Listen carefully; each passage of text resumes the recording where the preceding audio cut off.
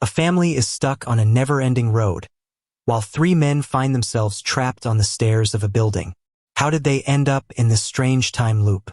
Let's find out from the beginning. The story begins in an apartment building where a man named Carlos enters his room listening to music. He finds his brother Oliver looking scared. Carlos asks if Oliver has taken drugs again. Oliver denies it but admits he's done something terrible and asks for forgiveness. Carlos reassures him, saying they don't need to worry anymore because they've arranged the money. Suddenly, Officer Mark appears, holding them at gunpoint. He was hiding in their room, having already learned everything from Oliver, who had spilled the details out of fear. Mark orders them to come with him, but they fight back and try to escape. Mark fires a shot which hits Carlos in the leg. Right after this, they hear a loud explosion from somewhere nearby. Angry, Oliver confronts Mark, questioning him about the shot. Mark tells them to listen carefully, warning that they could face the same fate. The three of them decide to go down the stairs to get Carlos medical help, but they can't access the elevator since the door is locked. They start descending the stairs only to realize after some time that they've returned to the 9th floor. Confused, they try again but somehow end up on the 9th floor again. Mark tells the brothers to stay put and starts heading down alone. However, when he reaches what he thinks is the 1st floor, he finds Carlos and Oliver there waiting, as if they had somehow gotten ahead of him. He suspects they're playing tricks on him, but Carlos and Oliver are just as confused. They realize something strange is happening, maybe even hallucinations due to Carlos's injury. Oliver tries to open the doors on different floors, but none of them budge. The only way seems to be the stairs, yet they lead back to the same place. To test if the stairs are truly looping, Mark throws a key down the staircase, but seconds later, it falls from above, landing right in front of them. This confirms their fears. They're trapped in an endless loop on the stairs. The three realize they can't escape down the stairs and will need to find another way out or wait for help. But time is running out. Carlos's injury is getting worse, and without treatment, he won't survive much longer. Hours slip by with no sign of help. Mark, realizing they need food, breaks open a vending machine and grabs some snacks. As they sit in silence, Mark shows Oliver a photo of his family, mentioning that it's his wedding anniversary and he has 3 daughters waiting for him at home. But Oliver, furious, isn't moved. He warns Mark that if his brother dies, he'll make sure Mark pays for it. Time drags on, and still no one comes to help. Desperate, Oliver searches through his belongings, hoping to find something useful. But there's nothing that can help Carlos now. Lying there weakly, Carlos tells his brother that he never expected to die so young. He regrets focusing so much on making money and urges Oliver to live a fuller life if he ever gets out. His last words are, "Life is a long road." As Carlos passes away, Mark suddenly notices that the vending machine, which had been emptied, is somehow full again. Confused and frustrated, he starts shouting, struggling to make sense of this bizarre situation. Meanwhile, Oliver is devastated by his brother's death. In a fit of rage, he grabs Mark's gun and points it at him, furious and blaming him for what happened. Mark tries to reason with him, saying, "Think carefully. Killing me won't get you out of here." At this point, the story shifts to a family on a road trip. The family consists of Sandra, her 2 children, daughter Camila and son Daniel, and their stepfather, Robert. Sandra is traveling with Robert to introduce him to her children's biological father, and they have a car packed with belongings for the long journey. Sandra had initially wanted to take a taxi, but Robert insisted on driving, even though Daniel isn't fond of Robert and is skeptical of his intentions. During the trip, they stop at a gas station. Robert drinks some juice and offers it to Camila, forgetting that she has an allergy. Sandra scolds him, but the situation quickly escalates when Camila begins to have trouble breathing due to an asthma attack. As Robert hurriedly tries to give her an inhaler, it slips from his hands and shatters on the ground. Sandra frantically searches for a backup inhaler in their bags, but Daniel, realizing he forgot to pack it, suggests they turn back without delay. Robert found a small piece of bamboo in the car and threw it onto the road, hearing an explosion in the distance. It was 3 o'clock. After a while, he arrived back at the gas station he'd just left, but there was still no inhaler there. Frustrated and confused, he decided to start walking home. However, his health was worsening. After walking for nearly 2 hours, he came across a gas station again. Thinking it must be a different one, he was surprised to find it was the same station as before, still deserted. Trying to ignore the strange circumstances, he started back toward home, but once again, he saw the same sign he'd passed twice before. Realizing they might be going in circles, they checked the map, which indicated they were on the right path. Sandra, however, grew angry at Robert, blaming him for the situation. She believed that if they had just taken a taxi as she'd suggested, none of this would be happening. But with Camilla's condition worsening, they didn't have time to argue. They turned around and headed back home, though it was now 7 p.m., yet the sun hadn't set. Soon, they saw the same sign again, and even though it was 9 p.m., it was still not night. Eventually, Camilla's health declined so much that they lost her. Desperate, Robert got out of the car and asked the others to wait while he looked for a new route through the forest. When 2 hours passed and Robert hadn't returned, Sandra decided to drive the car herself. She felt like she was in a nightmare and even slapped herself to wake up. Despite driving alone and taking different paths, she kept arriving at the same location. By now, it was midnight, but time seemed meaningless as the surroundings remained unchanged. After a while, Robert came back, looking puzzled when he saw Daniel, as he had been moving in the opposite direction but still ended up in the same place. It finally dawned on him that they were trapped on an endless road. Then the scene shifts to the building from earlier, which is now in a decrepit state, with strange pictures and writings covering the walls. These writings reveal that 35 years have passed since that night. In one corner, an elderly man, struggling to even walk, writes something on the wall. Piles of supplies are stacked around him, as everything resets and reappears every 24 hours. This frail old man is Officer Mark, and nearby is Oliver, who was young when they first got trapped here 35 years ago. Oliver, now quite old himself, has come to terms with this strange place where he and Mark have been trapped for 35 years. He exercises every day to avoid ending up as weak as Mark, who is now frail and can barely move. Oliver has adapted in creative ways, using water bottles for makeshift showers and turning nail cutters into small mirrors. He makes use of every item that appears, and since all supplies reset and reappear every 24 hours, they have no shortage of food or water. They have developed odd routines to pass the time, including worshipping Carlos's skeleton, making paper masks, and sharing stories with each other. Every day, Mark tells Oliver about the family he left behind and imagines what his life might be like if he weren't trapped here. On the other side of this endless road, Robert, Sandra, and Daniel have been stuck in their own version of this loop. After so many years, they are in poor health with their makeshift living area in disarray. Though they also have an endless supply of food and water, Daniel has built a small tent from clothing to simulate nighttime, since no night has come in 35 years. Had Camilla survived 24 hours back then, she would still be alive now because, just like the other supplies, her inhaler reappears each day. Now, with Robert and Sandra nearing death, Daniel faces the reality that he will soon be alone. Strangely, though Daniel has lived with his parents for years, he doesn't seem to recall their names. When Robert tries to hand Daniel a toy that belonged to Camilla, Daniel looks at it blankly, as if he has no memory of Camilla or even of his mother, Sandra. As Robert begins to tell Daniel something important, he realizes that Sandra has already passed away. Meanwhile, on the building side, Mark experiences a sudden flash of clarity. For the first time in years, he recalls who he truly is and confesses to Oliver that his memories of having a wife and daughters were a fabrication. He admits he's been living a lie, stuck in an illusion, but Oliver, thinking this is just another one of Mark's strange tales, dismisses his words as more nonsense.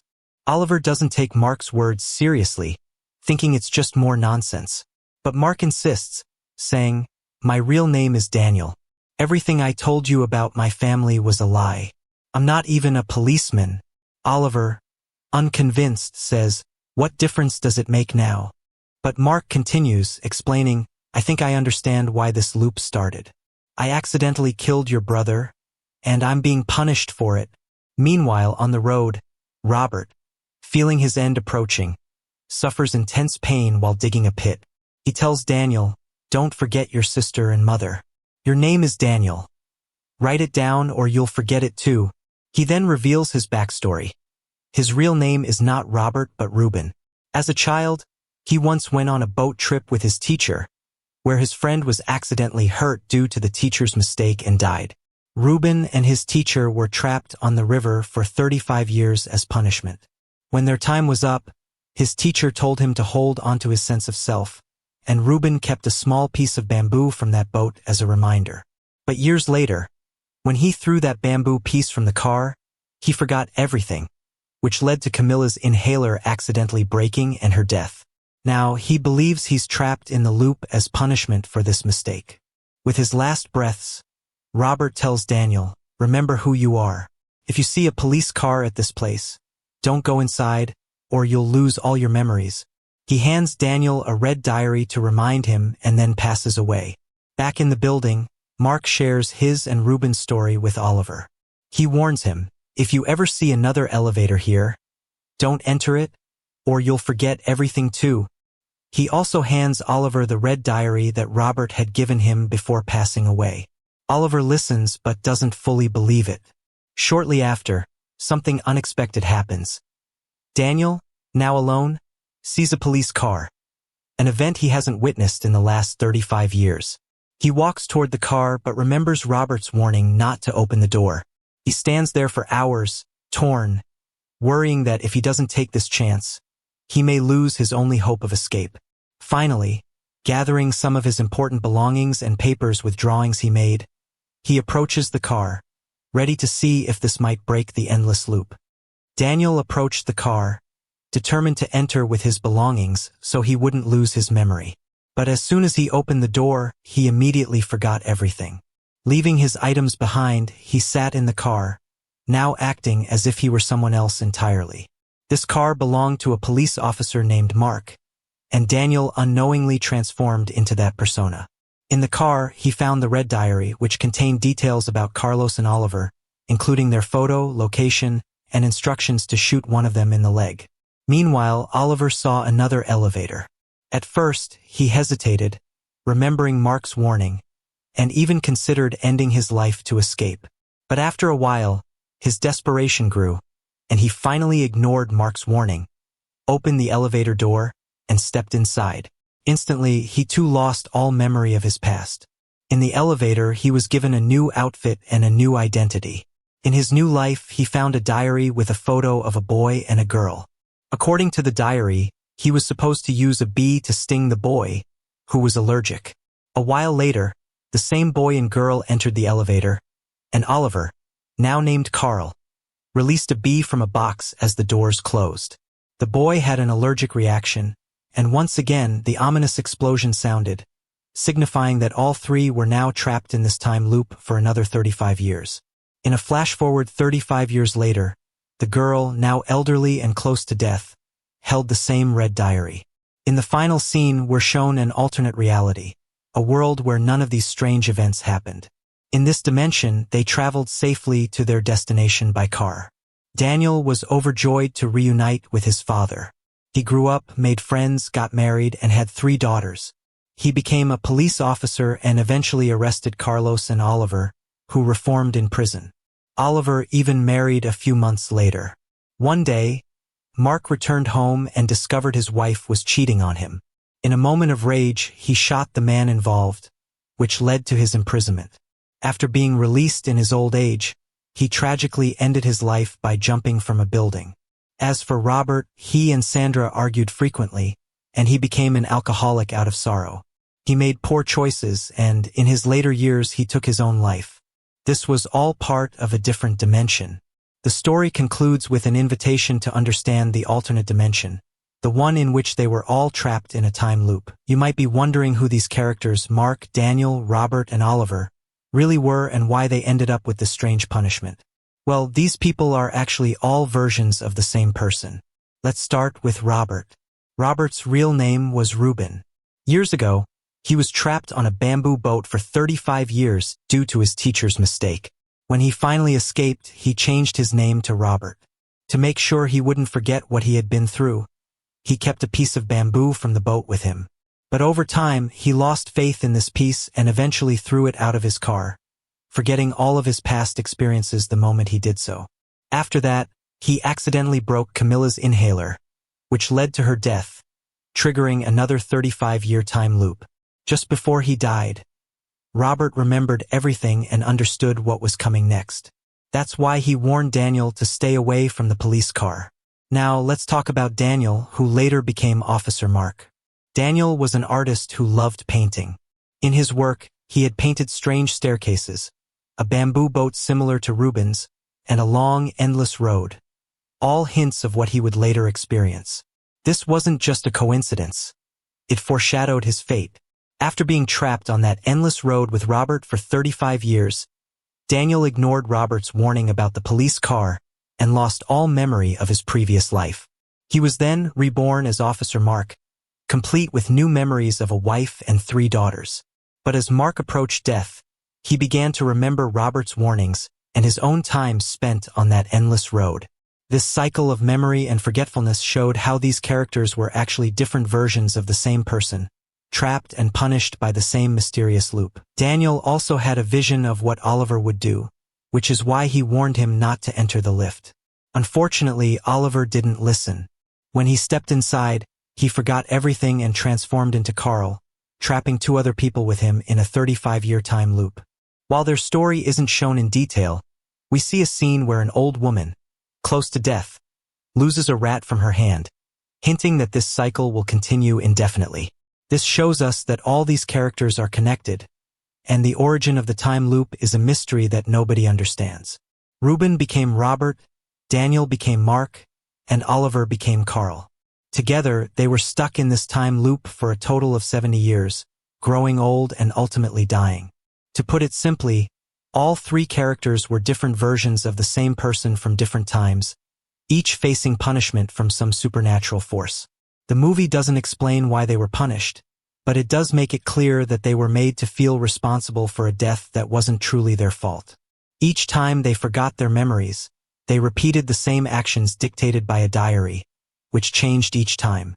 Reuben's mistake was bringing his friend to the boat, which led to his friend's death because of a teacher's error. As Robert, he felt responsible for Camilla's death when her inhaler broke in his hands. Daniel, as Mark, also felt guilt for shooting Carlos. Similarly, Carl repeated the cycle.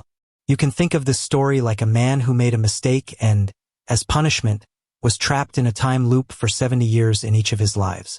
However, the movie never reveals what the actual mistake was or who was behind this punishment, nor does it clarify the significance of the explosion. The explosion serves as a trigger for the time loop. A similar concept is explored in the movie Triangle, where a girl goes on a boat trip with friends. When a storm damages their boat, they board a large ship, only to be hunted by a masked man. After a struggle, she throws the man overboard, only to see her friends arrive again on the ship, indicating that time resets. The film we're discussing today is called The Incident, 2014. It's a Spanish movie that might not be available in Hindi. In summary, the movie tells the story of a man trapped in a time loop for 70 years due to a mistake, a cycle that has continued across many lifetimes. If you have any questions or if I missed anything, feel free to comment. Thank you for watching this video.